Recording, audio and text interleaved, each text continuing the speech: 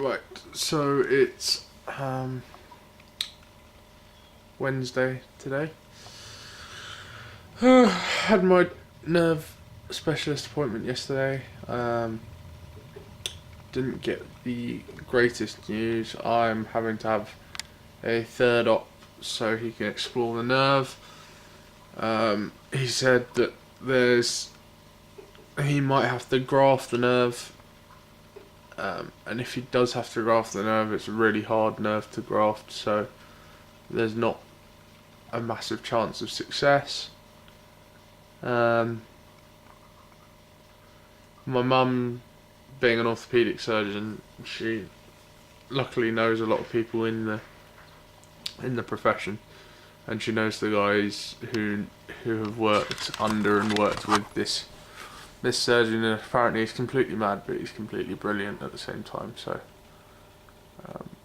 hopefully he'll sort me out. But he did not seem optimistic, to say the least. He looked pretty worried when he tested my leg, and then so yeah, that's basically the thing. Is I've got to have an operation on my nerve in 2 weeks.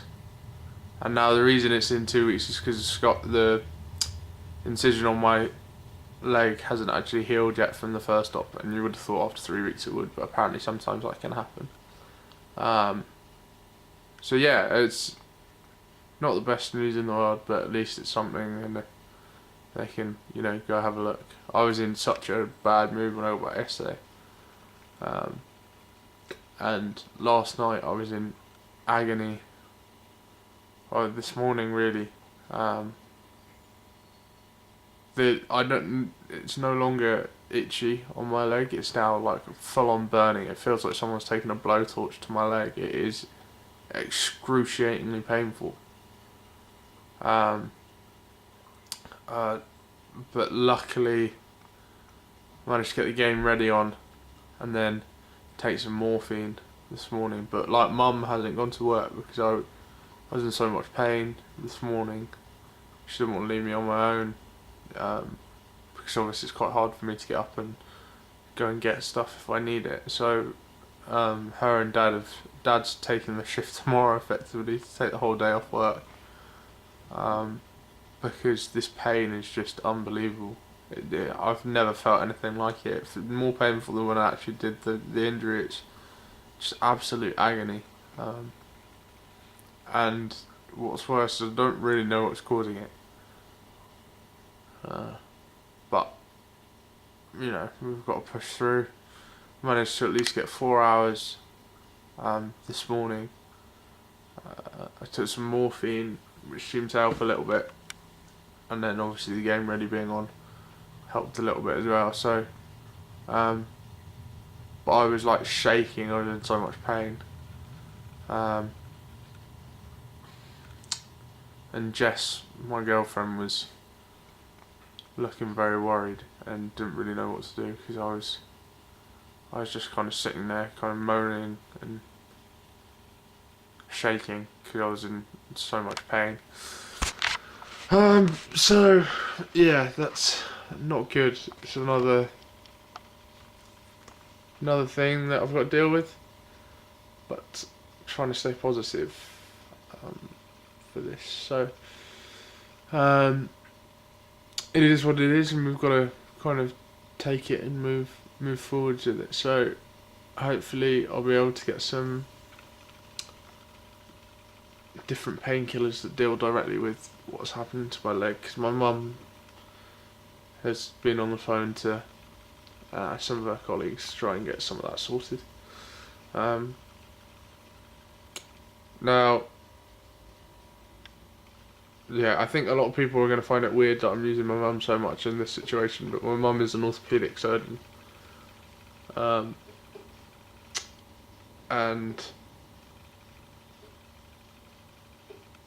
it sounds very arrogant, but she's one of the best paediatric orthopaedic surgeons in the country. So she has a lot of very, very useful contacts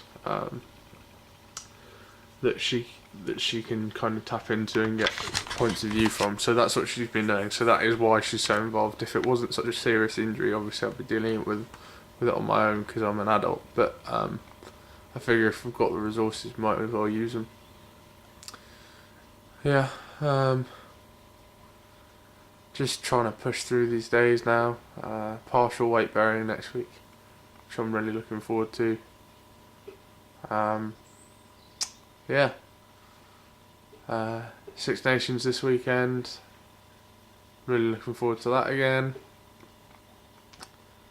And yeah, it's gonna be fine.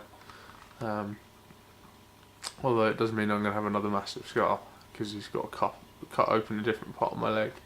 Apparently it's a really big cut, so there's going to be 2 massive scars and then kind of 3 or 4 tiny little holes where they do the keyhole for the ACL. But I also went to see my surgeon yesterday, and he's really happy with where I'm at as far as like movement in my leg goes, and also with the swelling.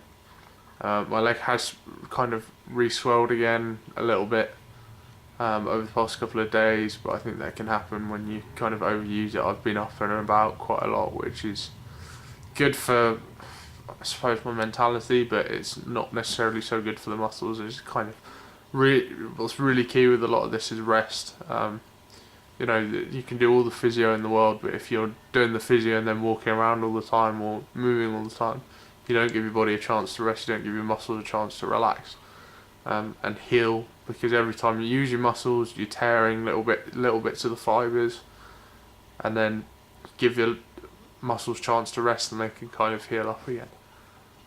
So it's really important that I get this ratio right of rest and work, because if I push too far, then I'm undoing a lot of really good work that's gone into doing this.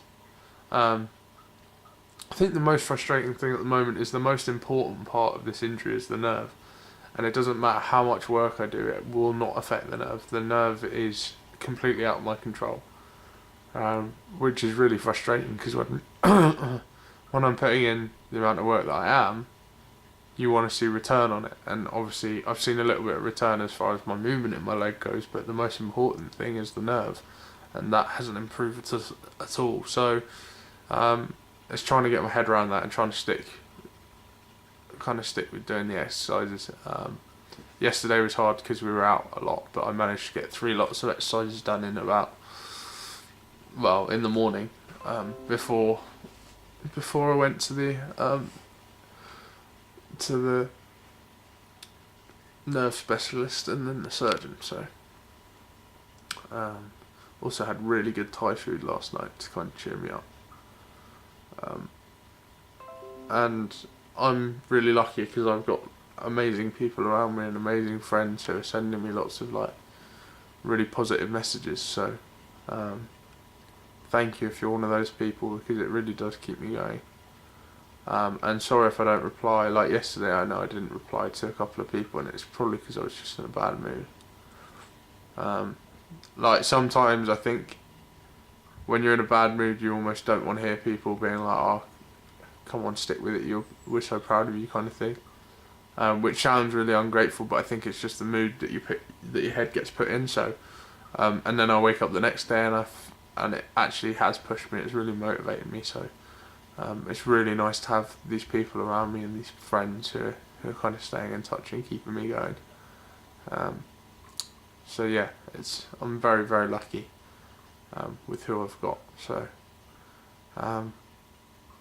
yeah, I've got physio tonight, which is going to be painful, because for the last 2 days, the first 2 days that I've probably been in pain, so I presume physio is going to be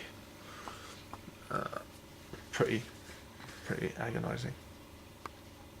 But it's all work, full-time job, pushing through. I'm going to get to the end of this,